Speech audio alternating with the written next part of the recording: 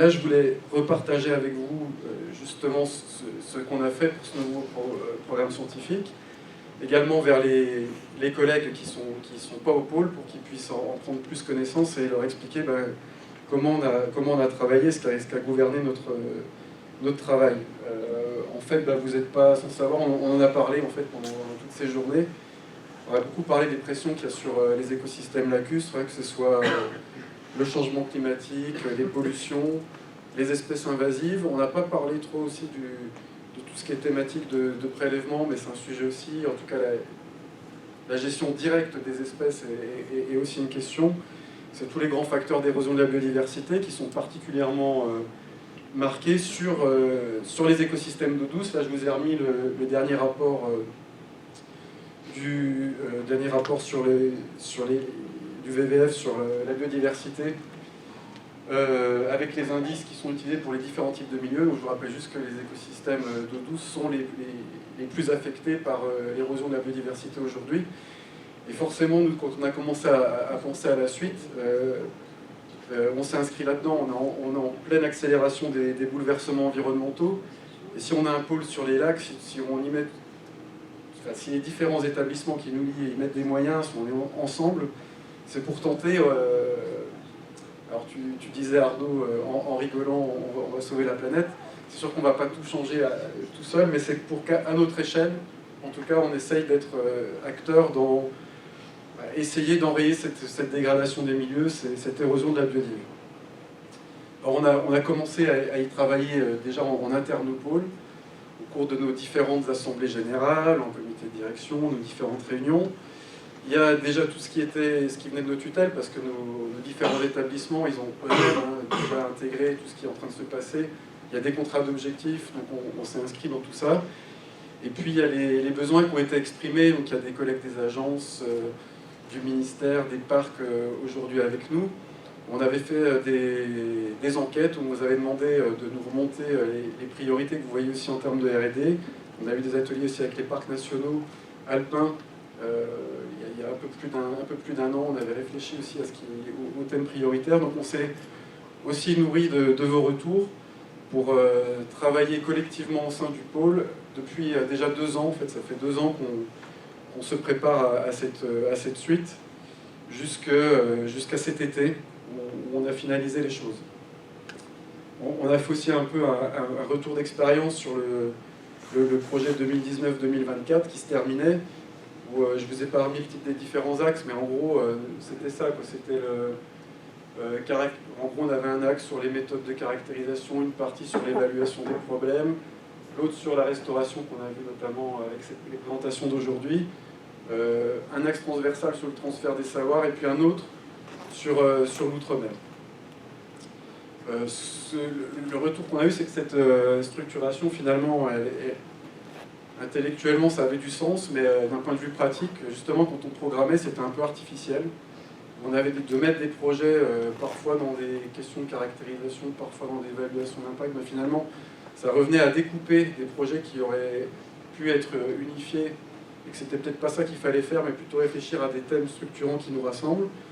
C'est la même chose pour l'outre-mer. On avait voulu mettre l'outre-mer en avant à travers un axe spécifique, mais ça venait à le déconnecter des autres, alors qu'on peut avoir, pour des développements méthodaux et autres, il n'y a pas de raison qu'ils soient séparés. Donc finalement, c'était mieux d'inclure dans chacun des axes l'outre-mer. Ce qu'on s'est dit aussi, c'est que la biodiversité, c'est un gros thème, c'est un des sous-titres du pôle R&D Éclin, c'est pour la préservation et la restauration de la biodiversité et du fonctionnement des écosystèmes lacustres. Mais quand on regarde ce qu'on a fait, ça s'est vu quand même un peu aussi à travers nos présentations aujourd'hui, là sur le bilan, c'est qu'on est quand même toujours sous le prisme soit des indicateurs d'évaluation de qualité, de problématiques particulières, mais s'intéresser à la biodiversité des lacs en soi, finalement on le faisait assez peu. Et il serait assez difficile, d'ailleurs c'est dans aucune des présentations, si on nous demande aujourd'hui, on est pour l'éclat, mais c'est quoi la biodiversité lacustre aujourd'hui, son état, ses trajectoires, c'est un peu difficile d'y répondre. On n'a pas eu de projet là-dessus, donc on s'est dit qu'il fallait un volet biodiv en soi. On avait le parti pris aussi sur le premier programme de se dire que par le passé, il y avait quand même eu beaucoup de travaux sur les lacs sur les problématiques physico-chimiques, principalement d'eutrophisation. Et on s'était dit, c'est peut-être pas là-dessus qu'il faut qu'on mette le paquet pour les 6 années qui arrivaient. Donc on a choisi de mettre c'était le changement climatique. On s'est dit que c'était vraiment important à mettre en avant. On a bossé là-dessus, mais on se rend compte aussi dans les interactions avec ceux qui sont plus vraiment impliqués dans la gestion que les problématiques de pollution, ça reste des questions importantes. Scientifiquement, on sait tous aussi que ça reste une des principales pressions sur les lacs, un des principaux problèmes. Donc voilà. Et il y a la combinaison avec les effets du changement climatique qui arrive aussi aujourd'hui, qui repointe des sujets qu'on pouvait penser presque bien connus, mais en fait il y a encore pas mal d'interrogations, on a pensé à ça. Et puis il y a des nouvelles questions qui sont apparues. Hector a parlé tout à l'heure du photovoltaïque flottant, donc tout ce qui est développement des énergies renouvelables, où il y a beaucoup de questions.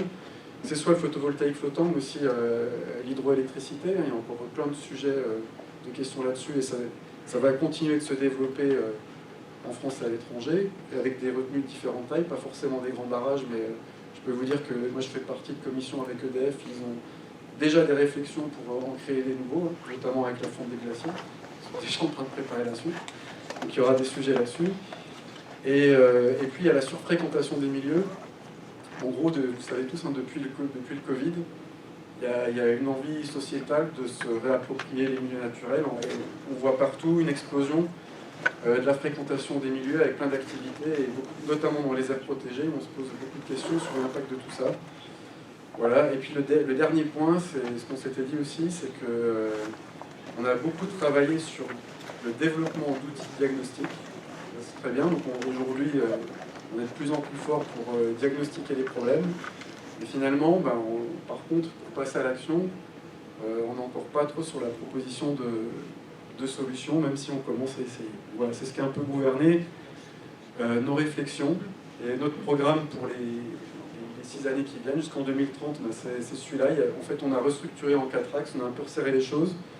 Un axe vraiment dédié à la biodiversité, toujours un axe sur le changement climatique qui reste un facteur fort d'évolution pour les lacs dans les années à venir, donc une problématique importante. On replace aussi tout ce qui est pression plus locale sur les écosystèmes en termes d'usage, d'anthropisation, et c'est dans cet axe-là qu'on a mis les pollutions.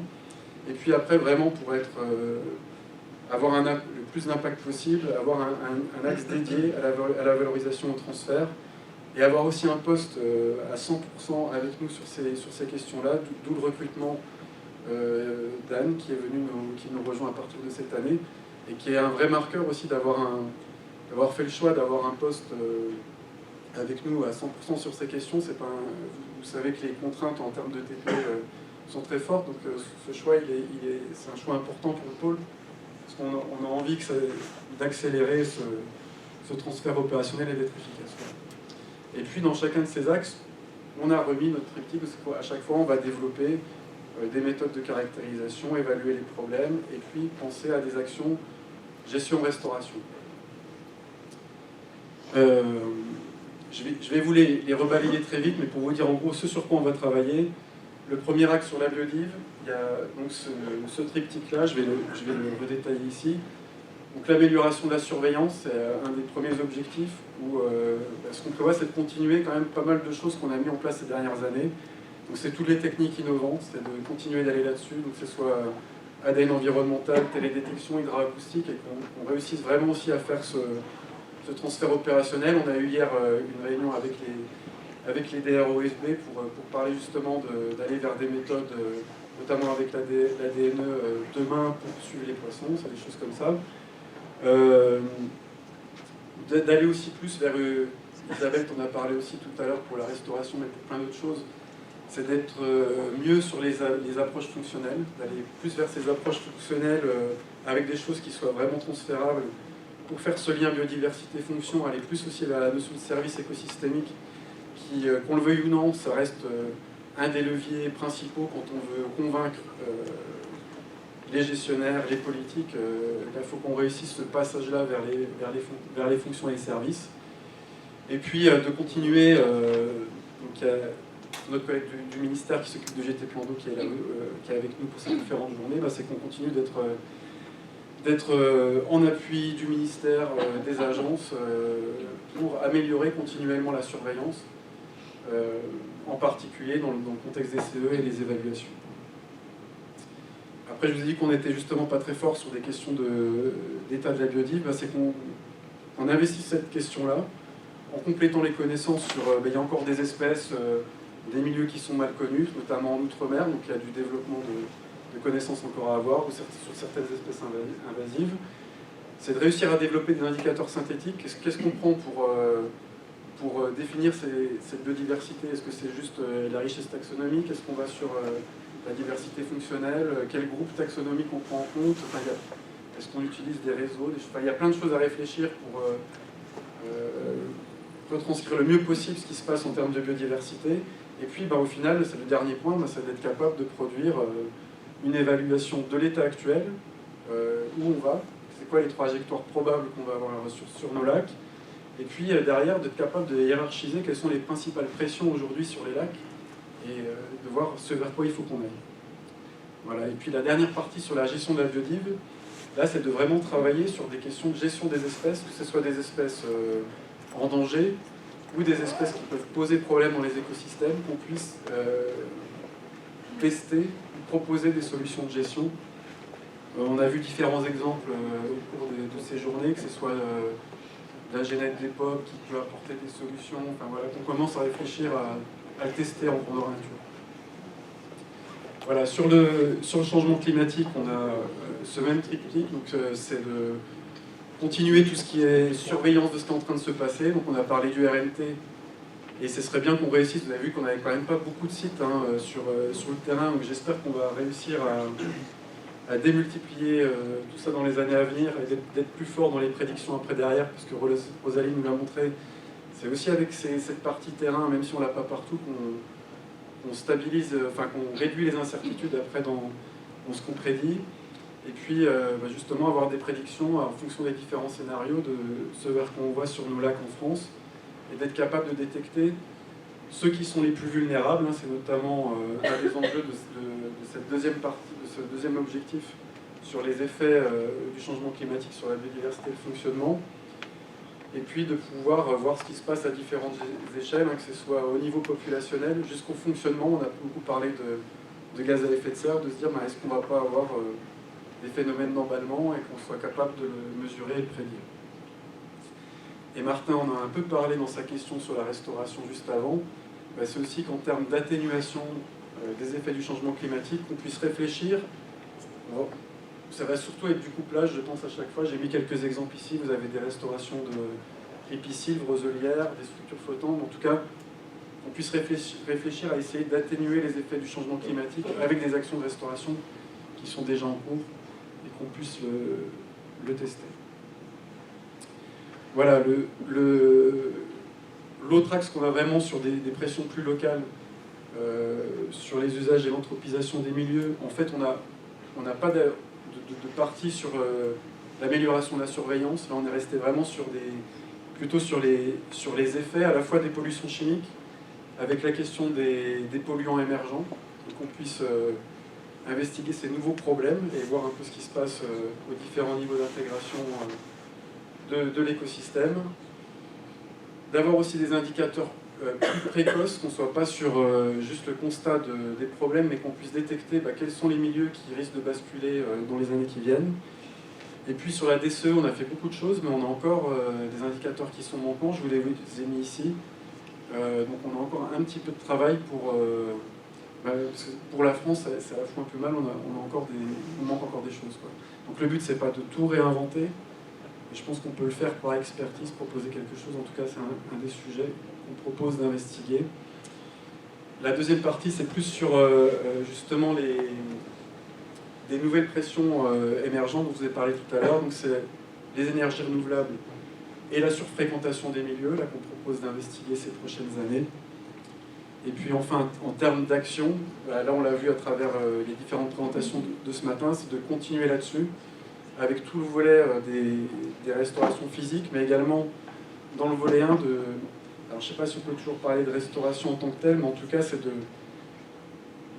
d'investiguer aussi la réduction de l'arrêt, ou enfin, la limitation en fait, des polluants chimiques, parfois qui existent déjà, parfois historiques, mais de le re-questionner aussi avec les effets du changement climatique dans cette partie-là. Voilà, et puis le dernier axe, c'est vraiment dédié au transfert, et en fait, vous avez les différentes actions qui vont de la gestion, la diffusion de données, l'expertise, formation, communication, on en a beaucoup parlé dans les ateliers, et finalement tout ça se regroupe à travers quelque chose qui pourrait être un centre de ressources, et on va essayer aussi ensemble de mettre le paquet là-dessus ces prochaines années, et j'espère qu'on ait une structure, quelque chose dans les prochaines années qui soit efficace. Voilà, j'en ai terminé.